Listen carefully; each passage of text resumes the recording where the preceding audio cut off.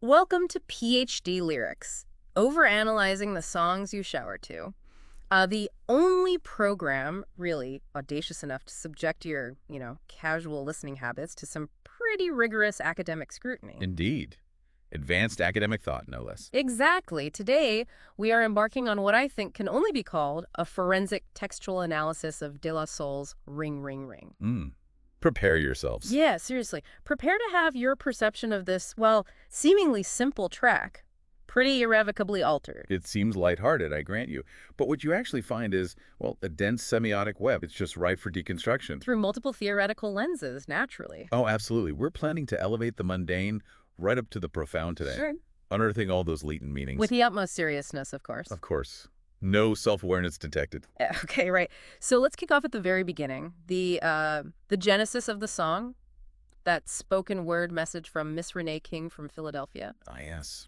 Miss Renee King. You wouldn't think, would you, that a casual voicemail could hold quite so much weight? Well, exactly. But think about it. This initial interlude, it functions as a kind of rupture, right? In the expected sonic fabric. Your rupture, okay. In the context of, early music distribution, this unsolicited message, it almost embodies a primordial form of, maybe viral marketing. Huh. Never thought of it like that. It's an intrusion of the external world into their, curated artistic space. And it really prefigures the very anxieties of connection and intrusion that the rest of the lyrics explore. So it sets the stage immediately. Precisely. Think of it as a kind of proto-Barthesian death of the author. This external voice just immediately colors how we interpret everything that follows. Wow, that's intense. Okay.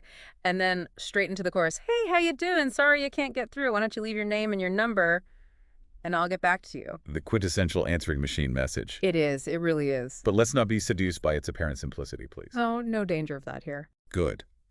This repetitive refrain, you see, it encapsulates the existential void of mediated communication. The void. Wow. The unanswered call becomes this metaphor for, well, the fundamental alienation of the modern subject. Okay. And the request itself, leave your name and your number, it just highlights the inherent deferral in human interaction. It's a constant state of potential connection, but it's perpetually delayed. Right, because the machine is in the way. Exactly. Consider, if you will, the Hegelian dialectic of recognition. The desire for acknowledgement is constantly being frustrated by this technological intermediary. Okay, my mind is slightly blown already. Now, for me, this next bit is where it gets really fascinating. The line, once again, it's another rap bandit fiending and I can't stand it. The rap bandit. Rap bandit. It just sounds almost cartoonish, doesn't it? But the rap bandit, he is no mere caricature, believe me. This figure actually embodied the disruptive force of emergent creativity. So not just some annoying wannabe. No. They are the artistic outsider, relentlessly seeking access, seeking entry into the established order. Okay, think about Foucault's theories here. Power and discourse, right? The rap bandit is actively challenging the gatekeepers, attempting to infiltrate the dominant narrative. Trying to stake their claim. Yes. Within the cultural landscape, their fiending isn't just like desperation, it's a manifestation of the will to create. And crucially, the will to be heard. That makes sense. And then this line, I got a funky new tune with a fly banjo. The banjo, yes. The banjo.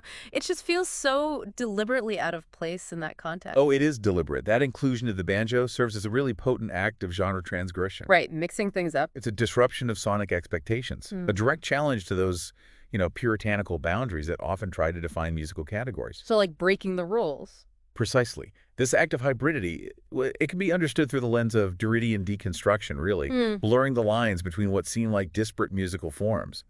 And showing that genre is unstable. Revealing the inherent instability of all genre distinctions. Exactly. So following that, the answering machine itself, is it more than just a piece of tech in this reading? Oh, absolutely. The answering machine functions as this crucial intermediary in the song's whole exploration of communication. Okay. It's a technological extension of the self, maybe? A filter that, it both facilitates and obstructs connection at the same time. Right. It lets messages in, but keeps the person out. Yes. Think of McLuhan, right? The medium is the message. The answering machine fundamentally shapes the very nature of the interaction. It creates distance. It creates a layer of control. Yeah, control you wouldn't have face to face. Exactly. That wouldn't exist in a direct exchange. The lyrics also mention that endless stream of demo tapes, piles and piles of demo tapes by the miles. It really paints a picture of just overwhelming creative output. It does. And this deluge of demos, it speaks directly to the anxieties of artistic production, especially in an era of, well, increasing accessibility even back then. Sort of a sign of things to come. Oh, absolutely. It foreshadows the information overload that just completely characterizes our contemporary digital landscape, doesn't it? Yeah, totally. You could even bring in Baudrillard here, his concept of hyper-reality. Okay. Are these tapes actually authentic expressions? Or are they just simulations? Copies of copies in this saturated market, maybe losing their original meaning in just the sheer volume of it all. Huh. That's a deep thought about demo tapes. Well, we did promise rigorous scrutiny. You did. Okay, and what about the artist's reaction? The seemingly insincere response to these demos, and with the straighest face, I'd be like, hell yes. Yes. That just sounds like, polite dismissal, trying not to be rude. On the surface, perhaps. No. But let's consider the performative aspect here. Performance. Okay. This feigned enthusiasm, it's actually a commentary on the social rituals within the creative industries. It highlights the gap between, say, genuine artistic assessment and the practical need to maintain professional decorum. So, putting on a front. Exactly. Think of Goffman's dramaturgical theory. The artist is performing a role.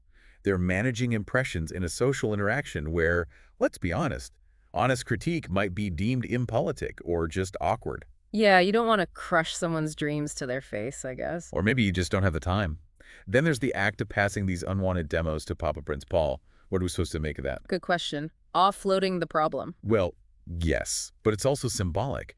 This act signifies a delegation of authority, perhaps, and responsibility within their creative collective. So Prince Paul becomes the filter. He becomes a figure of gatekeeping, yes, a filter through which these aspiring artists, these rap bandits, must pass. It really speaks to the hierarchical structures, the power dynamics inherent in pretty much any artistic community. Right. And it seems like this just never stops because even on tour, the demos persist. They do. In hotel rooms, even from like an admirer, the song says, it just feels inescapable. And that relentlessness, that pursuit, even in what should be a private sphere like the tour bus or hotel. Yeah. It just underscores the pervasive nature of artistic ambition. Everyone wants to make it. And it shows the blurring of personal and professional boundaries in that pursuit of recognition.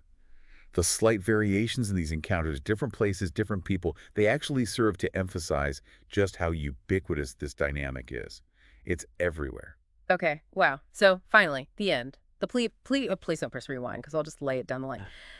It just sounds like they're completely fed up, just done listening. Well, yes, the literal interpretation certainly suggests a weariness, doesn't it? A fatigue with repetitive or just, frankly, subpar submissions. But there's more to it, I'm guessing. But of course, on a deeper level, you see, the refusal to rewind.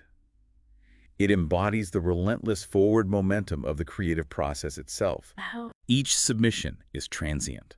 It's disposable almost, just a stepping stone in this ongoing cycle of creation and inevitably rejection. The focus is always on the next thing, never on dwelling in the past or giving something a second chance. No time to look back. Precisely. It's about the relentless march forward. So, okay, to sort of wrap this all up, our rigorous analysis reveals that De La Soul's Ring, Ring, Ring, it's actually far more than just a catchy tune you might hear in the shower. Far more. It's a really complex exploration of, well, communication anxieties, the whole struggle for artistic recognition, genre boundaries, the impact of technology. Information overload, social performance, power dynamics. And the relentless march of creativity itself. Quite profound, really, for shower time listening material. Indeed. The layers of meaning that are embedded within this seemingly simple narrative are truly remarkable when you apply the right theoretical tools. Well, if our incisive analysis today has resonated with your own penchant for maybe a little intellectual overreach, then be sure to like and subscribe for more profound deconstructions of the sonic ephemera that, soundtrack your daily rituals. We encourage such overreach. Hey, how you doing?